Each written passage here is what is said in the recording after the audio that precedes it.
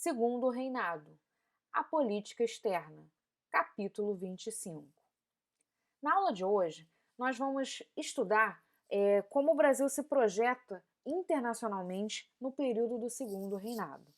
Então, basicamente, nós vamos estar falando de dois assuntos: a questão Christie e a Guerra do Paraguai. Sobre a questão Christie, ela acontece entre o período de 1862 e 1865. E, basicamente, essa questão é a divergência entre Inglaterra e Brasil. É o momento onde Inglaterra e Brasil começam a ter alguns problemas, a terem alguns conflitos. Quais são esses problemas? Em 1861, um navio inglês naufraga no Rio Grande do Sul e a sua carga é saqueada. Então, essa historinha do caminhão tombou, o vendedor chegou, ela não é só dos dias de hoje. Então, essa coisa de saquear mercadoria de transporte tombado já aconteceu há um tempinho.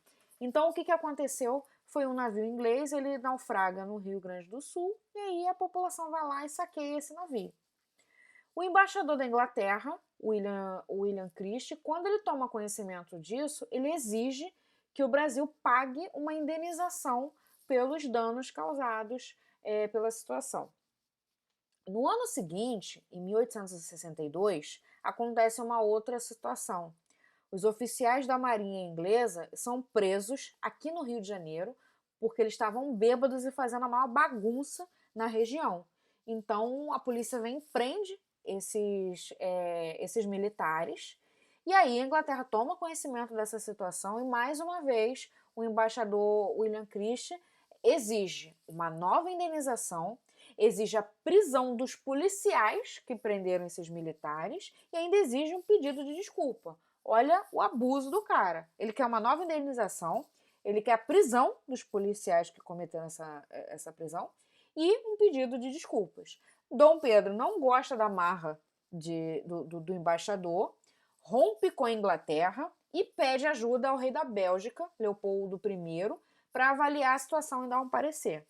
O rei da Bélgica, ele analisa e entende que o Brasil tem razão nessa situação da ganho de causa para o Brasil e determina que a Inglaterra tem que se retratar e fazer um pedido de desculpas formal pela situação, pela inconveniência que ela faz. E a Inglaterra, que é boba nem nada, sabe que não é momento de ficar arranjando treta com o Brasil. E aí pede desculpas formais pelo transtorno e vida que segue. Então, em 1865, essa questão é resolvida, Brasil e Inglaterra voltam a se aproximar porque elas percebem que tem mais interesses em comum do que ficar perdendo tempo brigando. Então, essa situação foi resolvida, essa divergência foi resolvida. Um outro assunto é a Guerra do Paraguai, que acontece entre 1864 a 1870. O que é esse conflito? É uma guerra entre o Paraguai e a Tríplice Aliança. Quem é a Tríplice Aliança? Ela é formada por Brasil, Argentina e Uruguai. Bom, vocês estão vendo aí o mapa da América do Sul e aqui nós temos o Paraguai. E qual é a situação do Paraguai nesse período, em 1864? Nesse momento ele é governado por Solano Lopes, que era um presidente, mas ele era ditador, um cara autoritário, e ele tinha um projeto de anexar territórios da Argentina, do Brasil e do Uruguai para ter acesso ao mar. Então, nesse momento, o Paraguai estava crescendo, estava se industrializando, estava se fortalecendo, e aí ele tem um problema. Se vocês olharem aí no mapa, vocês vão ver que o Paraguai ele não tem acesso ao mar. Ele está entre outros países, mas ele não tem acesso direto ao mar. Então, qual a ideia de Solano Lopes? Vamos anexar uns territórios aí dos vizinhos, conquistar uns territórios, para que a gente acabe tendo acesso ao mar. Então, a gente anexa alguns territórios do Brasil, do Uruguai, da Argentina, e aí a gente consegue ter caminho, acesso livre para o mar. Qual é a situação do Uruguai? A princípio, no início da guerra, ele é aliado do Paraguai. Então, assim, o presidente do Uruguai e do Paraguai são amigos, então um defende o outro. Só que durante a guerra é que o presidente do Uruguai vai ser deposto e o novo presidente aí sim vai romper com o Paraguai e vai aderir à Tríplice Aliança. Bom, nesse primeiro momento, ainda como aliado do Paraguai, o Uruguai invade o Rio Grande do Sul, fazendo com que o Brasil envie tropas ao Uruguai. E aí, o Paraguai declara guerra ao Brasil, porque invadiu o Uruguai, isso em 1864, que é o início da Guerra da Tríplice Aliança. Que guerra é essa? É a Guerra do Paraguai. Então, vocês também vão ouvir falar da Guerra do Paraguai como Guerra da Tríplice Aliança. É a mesma coisa. Bom, qual é a situação do Brasil nesse momento? Segundo o reinado, o governo de Dom Pedro II contava com uma forte marinha. Assim, a marinha estava muito bem estruturada, mas o exército era fraco e tinha cerca de 18 mil soldados, enquanto o exército do Paraguai tinha 70 mil soldados, mais do que o triplo de soldados que tinha o Brasil. Então, como é que o governo resolve essa situação? Fazendo um recrutamento voluntário, que é os chamados voluntários da pátria. Então começa, não é obrigatório, quem quiser se alistar e virar um soldado pode vir. E aí qual é a população que mais adere a esse recrutamento? Os pobres, indígenas e negros. Aos pobres e indígenas o governo promete dinheiro. E aos negros ex-escravos, que ganharam sua liberdade, também promete dinheiro.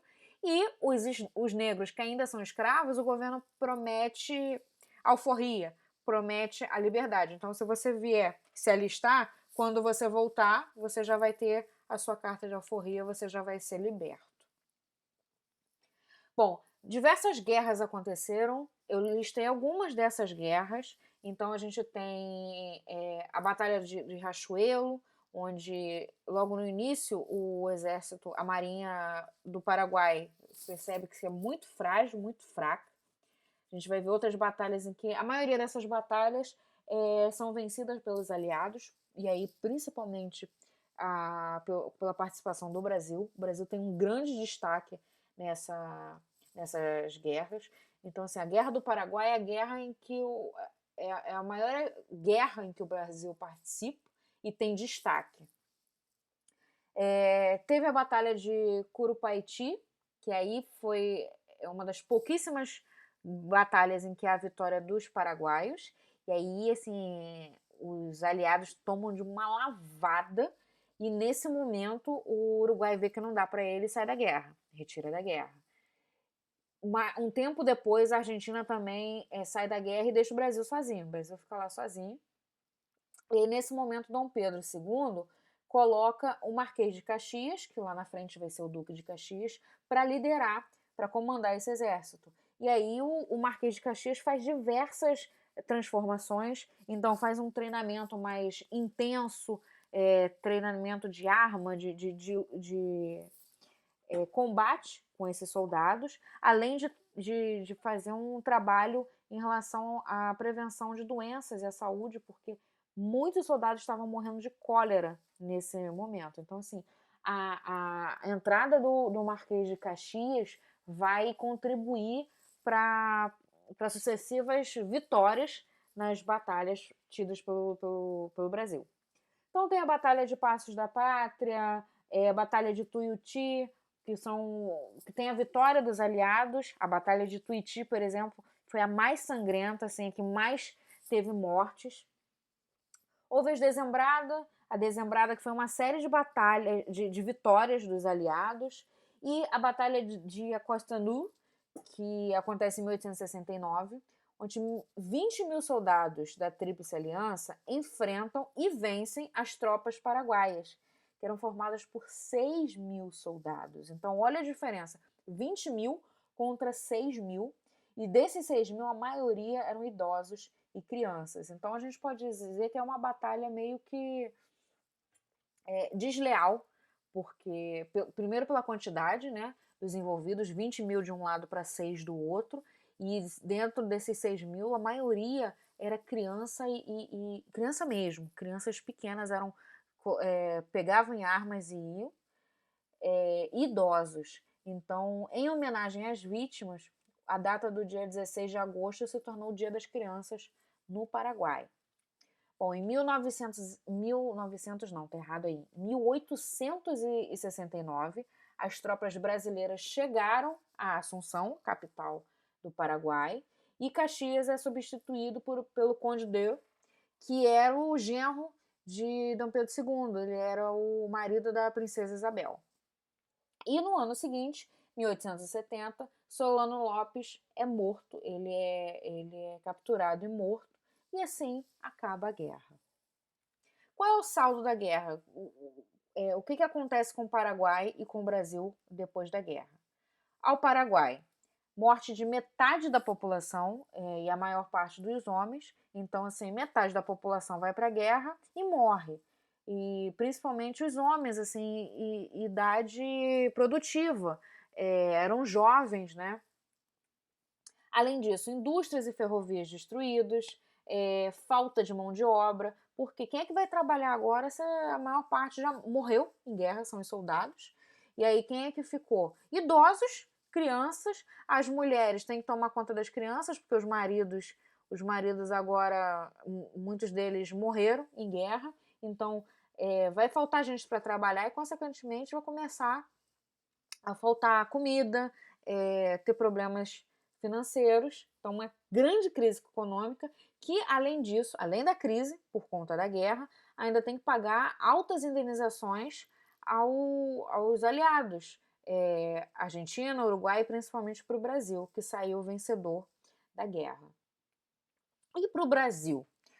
Uma grande crise financeira, apesar de ter ganho essa guerra, apesar de ter tido grande destaque, se endividou muito, teve que pedir muito dinheiro emprestado, principalmente para a Inglaterra, para armamento, para treinar os soldados, comida. Então, assim, se endividou muito. Mas, por um outro lado, houve um desenvolvimento do exército e principalmente um prestígio entre os militares. Atenção que eu não estou falando prestígio da sociedade para os militares, mas um prestígio entre os militares. Os militares começaram, como se tiveram a sua autoestima melhorada. Eles já conseguiram ver que eles podiam mais. Então, eles mesmos se autovalorizavam. E nós vamos ver daqui a algumas aulas que isso vai ser um problema para o governo de Dom Pedro II, porque a partir do momento que eles se valorizam, eles começam a reivindicar direitos e vai ser um dos motivos para o fim do governo de Dom Pedro II. Mas isso vamos ver nas próximas aulas. Agora vocês vão fazer os exercícios do livro da página 14 e 15. Vocês vão fazer os conceituais do 1 ao 5, contextualizados apenas o 9 e aprofundamento apenas o 11.